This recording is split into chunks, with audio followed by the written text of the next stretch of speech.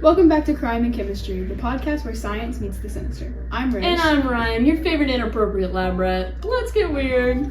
Today we're diving into the twisted world of forensic toxicology and the infamous case of Graham Young, better known as the Teacup poisoner. I know British people like their tea, but you do not want this guy's tea. Spoiler alert, this dude was out here dosing his co-workers like it was the afternoon at tea at Satan's Airbnb. That's not inaccurate. So, toxicology is the branch of science concerned with the nature, effects, and detection of poisons. In forensics, it's all about identifying toxic substances in the body, things like drugs, alcohol, metals, and in this case, poisons. And don't think CSI glamorized this. Toxicologists don't usually get cool sunglasses and dramatic one-liners. Most of the time, it's just pee, bed sheets, and a caffeine addiction. Right, but when it's a murder case, toxicology can make or break the investigation, especially if the poison is subtle, like thallium, which Graham Young used. Ah yes, thallium, the heavy metal that's not in your playlist. Tasteless, odorless, and super deadly. The ninja of poisons. Exactly. So Graham Young was a British man born in North London who developed an obsession with poisons as a child.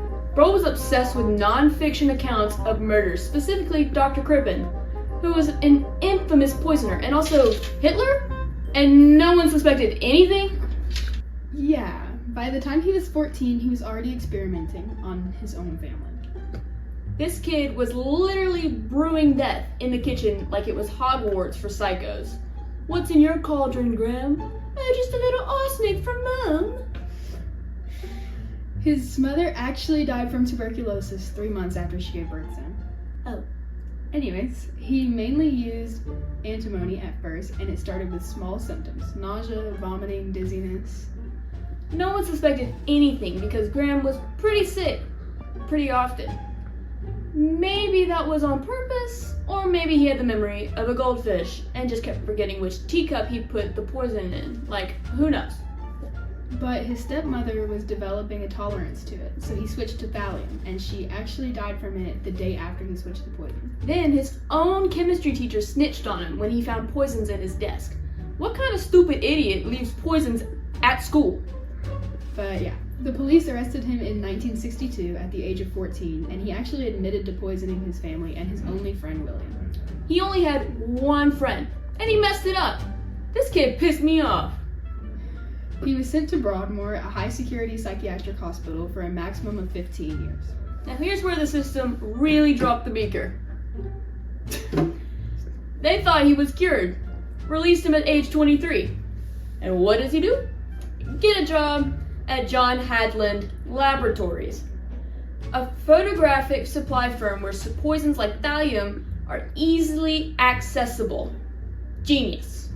Unfortunately, yes, he poisoned at least 70 coworkers, 2 died.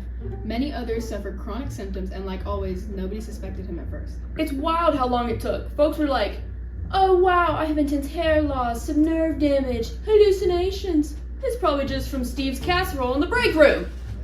What eventually got him caught was a combination of toxicology reports and patterns. A doctor noticed thallium poisoning signs, and tests confirmed it. Police found Young's diary. He had detailed notes on his experiments and effects. That's the part that always gets me. He journaled about it like he was tracking his fitness macros.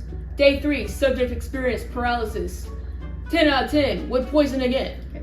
In forensic toxicology, tests like GCMS are crucial. They can detect minute amounts of substances in the body, even when they've been metabolized. GCMS is like the drug-sniffing dog of the science world, but with lasers and fewer tail wags. Yeah. It's one of the gold standards. Without those tools, Graham Young probably would have kept going. His case changed how workplaces deal with chemical access, thank God, and it also pushed forensic toxicology into the spotlight. So remember, kids, chemistry is powerful. Use it for good, like making ibuprofen or Midol, not murder tea. That's our public service announcement for today. Any last jokes or comments? Yeah, duh. If someone brings in tea and they've never smiled at you once, don't drink it. Be suspicious of quiet coworkers with access to periodic tables. I'm telling you, it's always the quiet ones. Very wise words. Thank you for listening to Crime and Chemistry. Stay curious. And stay alive, preferably unpoisoned. Peace out, nerds.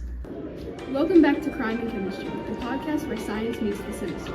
I'm Rose. And I'm Ryan, your favorite inappropriate lab rat. Let's get weird. Today we're diving into the twisted